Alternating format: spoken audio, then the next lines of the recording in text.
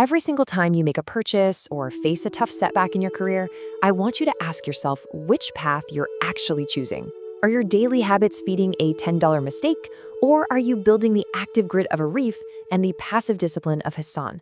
Hey Because everyone, welcome to This Explainer. Today, we're uncovering the mechanics of wealth building through two absolutely wild real-world case studies.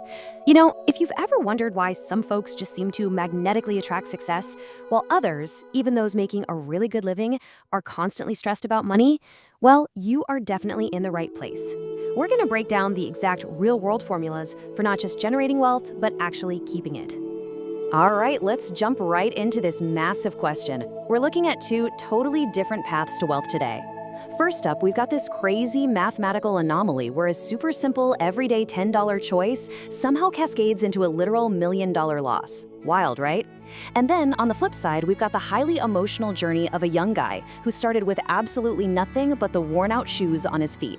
So how do these two extreme scenarios basically define our financial destiny? Let's find out. So, Case Study 1, the active engine.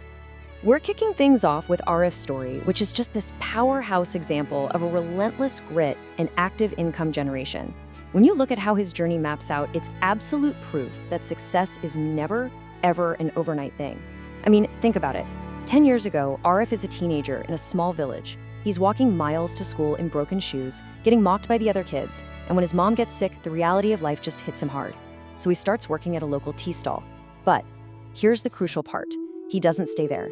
He tries, he fails, he pivots, and eventually he breaks through. This whole timeline is ultimate proof that where you start does not dictate where you finish. Now let's zoom in on that failure from 5 years ago, because it's super important. Arif tried starting an online business, right? But the sales totally dried up and his bank account hit flat zero. His neighbors actually laughed at him, literally telling him that poor people should just accept being poor. But Arif, he didn't quit. Instead, he pulled off this incredibly specific self-improvement pivot while everyone else was sleeping. He realized, hey, I just don't have the skills yet. So he went out and built them. Step 1, he devoured books and educational videos late into the night. Step 2, he actually learned the deep mechanics of marketing. And Step 3, he relentlessly practiced his communication.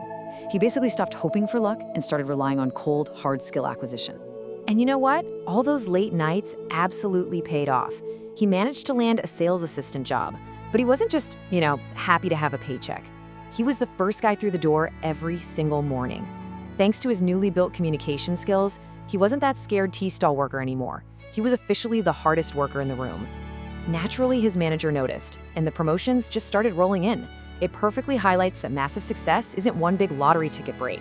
Like the quote says, it's a collection of thousands of tiny, disciplined actions that nobody else wants to do. And this all culminated in a truly massive, full-circle moment. See, earlier in Arif's life, he was publicly humiliated by this wealthy businessman who literally kicked him out into the rain. Well, years later, after Arif had built his own corporate empire and moved into a luxury office tower, guess who was standing in an elegant hall at a conference? Yep, that exact same businessman.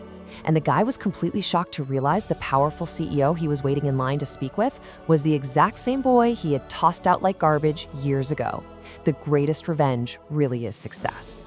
So, Arif clearly conquered the income generation side of the equation. But that brings us to a really stark realization. Making money, it's just not enough if you lack the psychology to actually keep it. Arif proved that active grit can generate massive cash flow. But what happens if your active engine is purring perfectly, but you've got a giant leak in your financial fuel tank? Well, that brings us to Case Study 2, the passive engine.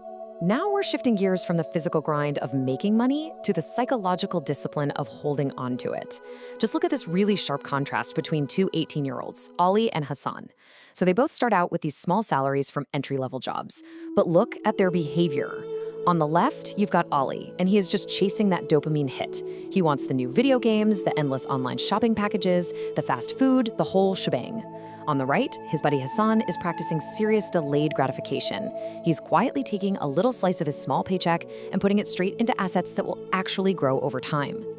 Now, Ali actually laughed at Hasan for this, literally telling him, "Bro, what's the point of saving? Life is short." But Hasan's response is brilliant, and it perfectly sums up what a passive wealth engine actually requires. He understood something fundamental. If you have to physically work for every single dollar you earn until the day you die, you will never, ever truly be free. Your money absolutely has to become your employee. It needs to work while you sleep. And when we track their behavior over a few decades, this fascinating and kind of scary pattern emerges. Notice that Ali didn't just stay stagnant in his career. His income actually went up as he hit 25 and then 35, but his lifestyle inflated right alongside his paycheck. He bought the new phone, the flashy car, the expensive dinners. Hasan's income went up too, but crucially, his investments grew even faster. So by age 35, Ali is practically drowning in credit card debt, while Hasan owns a successful company and has total financial freedom. So the real kicker here is exactly what Hasan told an incredibly stressed, debt-ridden Ali when they met up years later in Hasan's luxury office. Ali was just totally baffled. He looks at Hasan and asks, "How did you get so rich? You never earned more money than me." And Hasan's answer just hits right at the core of financial psychology. He said he became rich because he kept what he earned. The difference between these two guys wasn't their income level at all. It was 100% their behavior. Which brings us right back to that $10 mistake that cost $1 million. It's the trap of sacrificing long-term compound growth for, 10 minutes of happiness? Every time Ali dropped $10 here or $20 there on stuff that brought him fleeting joy, he wasn't just losing a $10 bill. He was losing the compound interest that $10 could have generated over 20 or 30 years. It's wild to think about. Hasan, on the right, took those exact same small amounts and planted them like seeds into a steadily growing portfolio.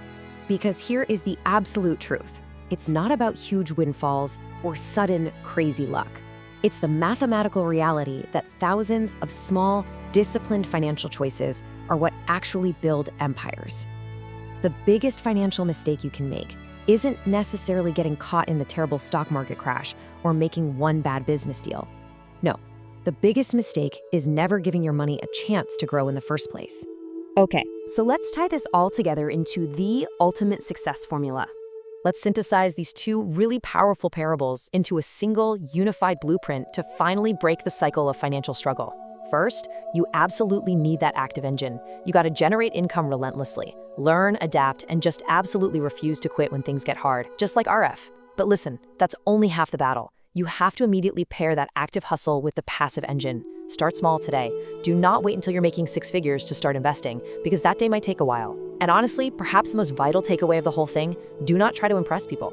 Ali bought clothes and cars to look rich, and he ended up broke. Hasan bought assets, kept his mouth shut, and ended up truly wealthy. So I'm gonna leave you with this final, slightly uncomfortable thought to consider about your own life. Because the future you is highly dependent on what you decide today. Every single time you make a purchase or face a tough setback in your career, I want you to ask yourself which path you're actually choosing. Are your daily habits feeding a $10 mistake, or are you building the active grit of Arif and the passive discipline of Hasan? Because make no mistake, the wealth you want tomorrow is entirely built on the actions you take right now. Thanks so much for joining me for this explainer, and I really hope this changes the way you look at your very next $10 decision.